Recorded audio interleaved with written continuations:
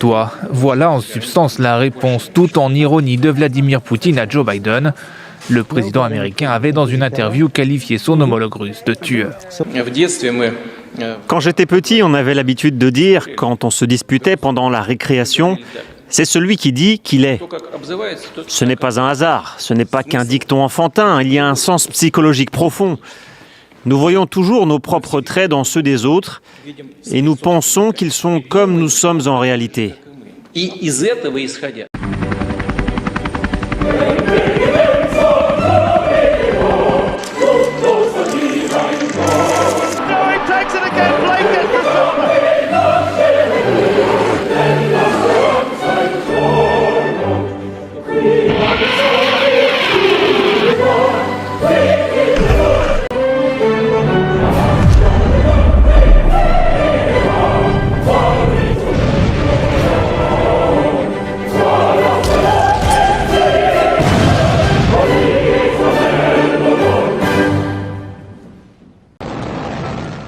L'OTAN affirme que son bouclier antimissile n'est pas dirigé contre la Russie, mais contre l'Iran.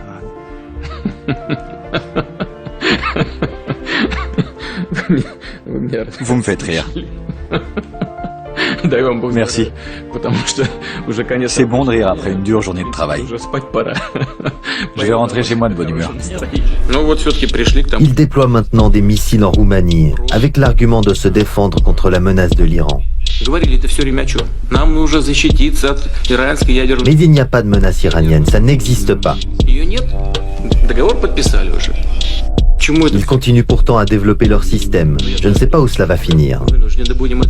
Ce que je sais, c'est qu'il m'incombe de défendre mon peuple. Et ils vont dire « Attention, les Russes agressent ». En fait, nous ne faisons que réagir. Nouvelle livraison d'armes américaines en Ukraine sous l'œil des caméras. Washington continue d'afficher son soutien à Kiev. Et en plus des équipements militaires, il y a l'avertissement du président américain, Joe Biden, qui dit être prêt à prendre des sanctions visant personnellement Vladimir Poutine si le chef du Kremlin donne l'ordre d'attaquer l'Ukraine. Les Occidentaux essaient d'apparaître unis face à Moscou. En témoigne la rencontre.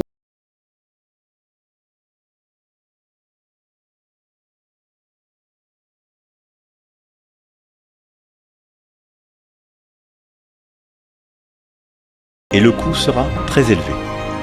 Теперь несколько важных, очень важных слов для тех, у кого может возникнуть соблазн со стороны вмешаться в происходящее событие. Кто бы ни пытался помешать нам, а тем более создать угрозы для нашей страны, для нашего народа, должны знать, что ответ России будет незамедлительным и приведет вас к таким последствиям, с которыми вы в своей истории еще никогда не сталкивались. Мы готовы к любому развитию событий. Все необходимые в этой связи решения приняты. J'ordonne au ministre de la Défense et au chef d'état-major de mettre les forces de dissuasion de l'armée russe en régime spécial d'alerte au combat.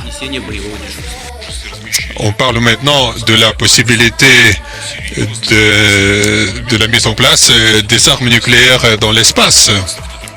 Et c'est un grand défi pour l'humanité. Imaginez qu'au-dessus de nous, de chacun de nous, en permanence, il y aura une arme nucléaire et qui aura le temps de vol très petit. Alors, les moyens de protection seraient inefficaces et alors cela pourrait changer de manière radicale la situation dans le monde. Pour le moment, les partenaires américains ne réagissent pas aux initiatives russes dans le domaine du désarmement. Voici Volodymyr Zelensky. Comédien, humoriste et producteur, c'est lui qui est arrivé en tête du premier tour de l'élection présidentielle en Ukraine. Я хочу подякувати нашим всім українцям, які голосували сьогодні не по приколу. Avant cette élection présidentielle, Volodymyr Zelensky n'avait jamais fait de politique. Mais il avait déjà été président de l'Ukraine, dans une série télé à succès. Dans Serviteur du peuple, Volodymyr Zelensky interprète un professeur d'histoire intègre et honnête, propulsé président après avoir tenu des propos anti-corruption.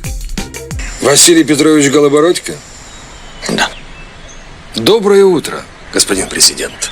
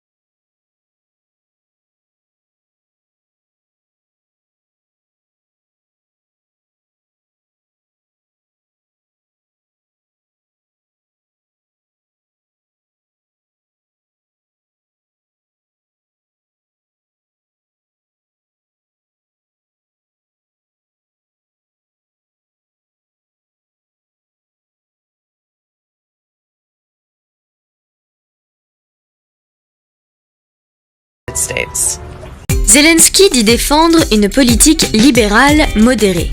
Mais il a principalement fait campagne sur son image, jouant sur la confusion entre lui et son personnage de fiction, communiquant uniquement sur les réseaux sociaux et à travers ses spectacles. Nous savons que les services de sécurité ukrainiens préparent des provocations selon le modèle des casques blancs. Dans certaines villes ukrainiennes, des montages vidéo sont faits pour prétendre que les troupes russes ont provoqué des meurtres de masse. Tout cela est destiné à accuser la Russie dans le mauvais calcul des frappes. Et je tiens à le souligner, l'armée russe ne frappe pas les villes ukrainiennes. Rien ne menace la population civile en Ukraine.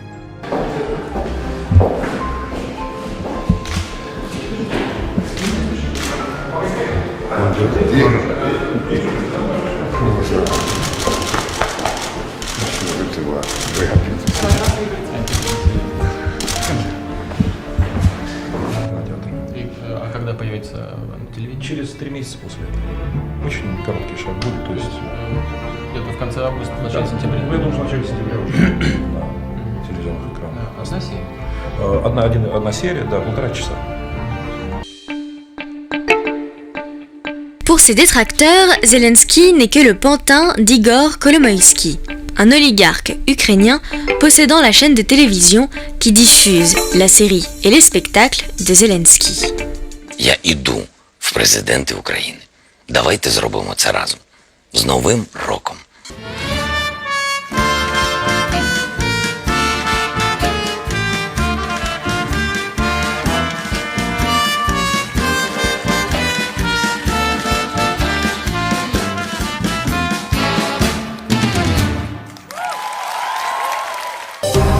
See me moving up, that ain't what they want.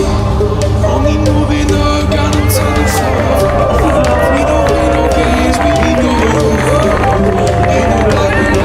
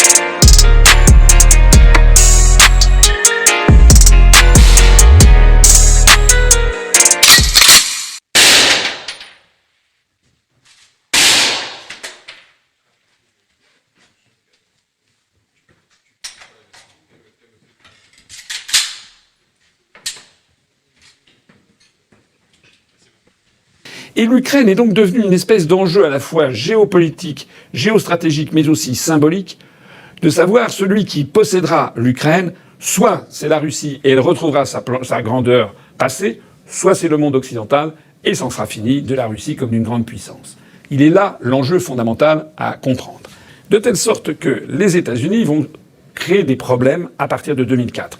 Ils sont derrière la révolution orange, qui fait déjà changer le pouvoir à Kiev, et puis ils essayent ensuite, dans les années qui suivent, d'obtenir du pouvoir de Kiev, qui est quand même assez prudent, qui ménage quand même le grand protecteur russe, eh bien ils essayent d'obtenir que ce gouvernement entraîne l'Ukraine vers une adhésion à l'Union européenne et à l'OTAN, mais de façon discrète et subreptice, comme si les Russes n'allaient pas surveiller ce qui se passait.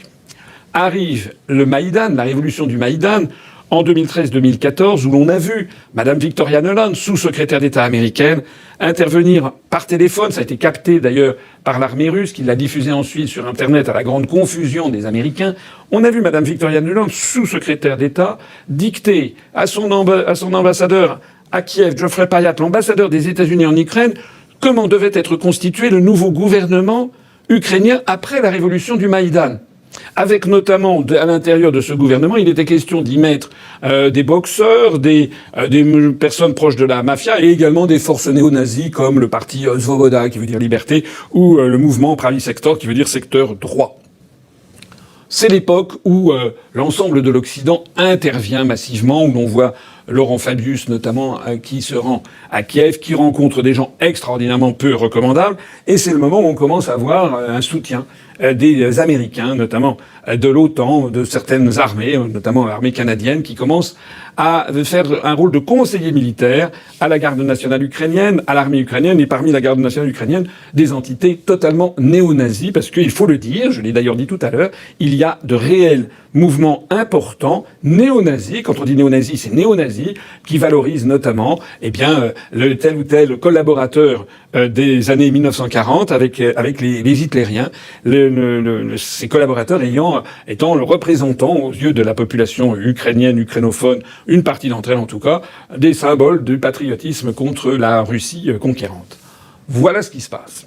Autre part, la péninsule de Crimée, qui est toujours à l'Ukraine, mais où les Russes, et notamment Vladimir Poutine, se rendent compte que s'ils laissent faire, les Ukrainiens vont basculer dans l'OTAN, et l'OTAN mettrait la main simplement sur le port de Sébastopol, qui est le plus grand port russe dans le monde, et celui qui donne accès à la mer Noire, à la Méditerranée et au monde, le port en eau chaude de la marine russe.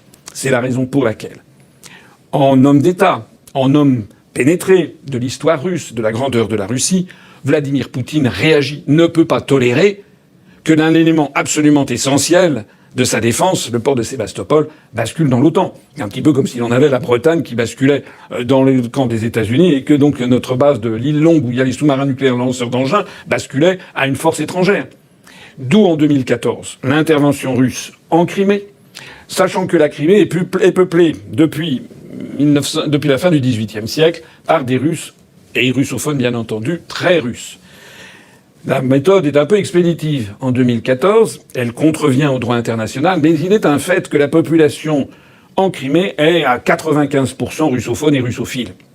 Donc le référendum a lieu et Vladimir Poutine rattache la Crimée à la Russie, revient donc sur ce don fait par Khrouchtchev en 1954, et ceci au grand scandale de la communauté internationale, comme on dit dans les médias européistes et américains, c'est-à-dire en fait les États-Unis d'Amérique, le Canada et l'Union européenne. C'est ça que dans notre jargon on appelle la communauté internationale. Mais pourquoi se scandalise-t-il de ça ? Pas vraiment parce que la Crimée est revenue à la Russie sur le plan, technique. C'est simplement parce que il voit échouer le plan washingtonien d'arracher ce joyau à la Russie, d'arracher le joyau de la Crimée pour le mettre dans le camp de l'OTAN. À partir de ce moment-là, les actions dégénèrent et les populations qui sont à l'est de l'Ukraine, notamment dans les oblasts de Donetsk et de Luhansk, décident de proclamer leur indépendance, leur autonomie. Pour fixer les ordres de grandeur, la République populaire autoproclamée de Luhansk et celle de Donetsk ont une superficie l'une et l'autre de l'ordre de 80 000 km², c'est-à-dire à peu près la superficie du département de la Saône-et-Loire ou du département de la Dordogne en France. Vous voyez que ce sont quand même pas des entités gigantesques, mais c'est là où il y a une population d'origine russe, russophone, et qui est de plus en plus brimée par les ukrainophones. Arrivent donc des conflits et que l'on essaye de régler par les fameux accords de Minsk. Les accords de Minsk sont signés donc à Minsk, la capitale de la Biélorussie, en 2014, en septembre 2014. Donc c'est à cette époque-là que vraiment les choses évoluent rapidement. Et dans ces accords de Minsk, la Russie n'en fait pas partie. Elle n'est qu'un pays observateur, comme on dit, mais elle n'est pas partie au traité, partie comme une partie. Ça n'est pas une des parties du traité. Les accords de Minsk, en fait, il y a le gouvernement de Kiev, le gouvernement légitime de l'Ukraine, et il y a les représentants de ces deux républiques autoproclamées de Donetsk et de Luhansk. Et l'idée des accords de Minsk, c'est que le gouvernement ukrainien central fait la promesse, prend l'engagement de donner une autonomie très importante à ces provinces orientales, y compris en matière d'utilisation de la langue russe. Or, la Russie ne fait pas partie du traité, mais est observatrice, et elle observe quoi? Elle observe qu'en fait, le gouvernement de Kiev ne respecte pas les accords de Minsk. En réalité, veut essayer de mater la rébellion qu'il y a dans les provinces russophones, veut essayer de force de les intégrer dans un État qui, par ailleurs, regarde toujours vers l'Ouest, vers l'OTAN et vers l'Union européenne. C'est-à-dire que les forces qui sont derrière, les États-Unis, l'OTAN, l'Union européenne et malheureusement la France qui fait partie de tout cela, continuent à jeter et jeter et jeter de l'huile sur le feu avec ce fol espoir de pouvoir toujours arracher à la Russie cette Ukraine. Alors je vois ici bien entendu certains qui vont dire mais enfin l'Ukraine est un pays indépendant, elle devrait faire ce qu'elle veut. Je suis d'accord. Mais le problème, c'est que, à l'intérieur même de l'Ukraine, vous l'avez compris maintenant, il y a vraiment un même peuple, mais qui est tiraillé. En fait, c'est l'un est russe et l'autre ne l'est pas. L'un regarde vers l'ouest et l'autre regarde vers l'est. En réalité, il n'est pas possible de régler cette affaire sans que Moscou ne s'en mêle, puisque Moscou, je l'ai expliqué précédemment, c'est non seulement son histoire, mais c'est aussi sa protection. Moscou croit, pense, et a raison de penser, que s'il laisse filer l'Ukraine à l'OTAN, il y aura bientôt, comme c'est le cas d'ailleurs dans les pays baltes, des bases militaires qui seront le long de la frontière russe. Alors évidemment, certains pourront dire, mais l'Ukraine, si l'Ukraine a envie d'adhérer à l'OTAN, mais qu'elle adhère à l'OTAN, si elle a envie d'adhérer à l'Union européenne, qu'elle adhère à l'Union européenne, Vladimir Poutine est un dictateur, parce que l'Ukraine est un pays souverain. Je comprends ce raisonnement. Mais c'est un raisonnement qui passe à côté d'un élément absolument fondamental qui s'appelle la réalité. La réalité des rapports de force. Rappelez-vous un événement considérable. La plupart d'entre vous d'ailleurs ne l'ont pas connu. Seules les personnes de plus de 70 ans se le rappellent pour l'avoir vécu. C'était l'affaire des missiles de Cuba en 1962. C'est exactement la même chose mais en miroir. En 1962, Khrouchtchev, qui est toujours au pouvoir à Moscou, décide d'envoyer pour installer sur l'île de Cuba des missiles ayant pour cible les États-Unis d'Amérique, et notamment, vous savez que l'île de Cuba n'est qu'à quelques centaines de kilomètres des côtes de Floride. Donc, en installant ces missiles, on est en 1962, il n'y a pas encore les missiles intercontinentaux, etc., qu'on inventera dans les décennies suivantes. Mais en 1962, c'est une démarche extraordinairement menaçante et agressive pour les États-Unis d'Amérique que d'avoir l'installation de missiles sur l'île de Cuba. Le président des États-Unis de l'époque, Kennedy, exige que les Russes démantèlent les missiles qui sont en cours d'installation et menacent sinon une troisième guerre mondiale, c'est-à-dire l'engagement des forces nucléaires. Et à l'époque, Charles de Gaulle, qui pourtant essayait de prendre toujours ses distances avec les États-Unis d'Amérique, Charles de Gaulle apporte son soutien aux États-Unis d'Amérique. Parce qu'il estime, et en fait la quasi-totalité du monde estime que c'est une véritable provocation. C'est comme si on allait installer des missiles ou des chars ou des bases américaines au Mexique, le long du Rio Grande, juste en face de la frontière américaine. Les Américains ne le toléreraient pas, et ils auraient raison de ne pas le tolérer. Ce qui signifie que, malheureusement, je crois qu'il y a un proverbe cubain qui dit « Hélas, hélas, nous sommes si loin de Dieu et si près des États-Unis ». Voilà, lorsque l'on est près d'une hyperpuissance, eh bien, il y a des éléments de souveraineté qui sont affaiblis. Voilà. Même le gouvernement du président mexicain actuel, qui est un président de gauche, ne prendra jamais l'initiative de faire installer des bases militaires russes juste à 100 km de la frontière américaine. Parce que l'on ne vient pas titiller une hyperpuissance qui possède un armement nucléaire considérable. Eh bien, ce que les Américains ne toléreraient pas, et auraient raison de ne pas tolérer, C'est exactement la même chose que les Russes ne tolèrent pas avec l'Ukraine.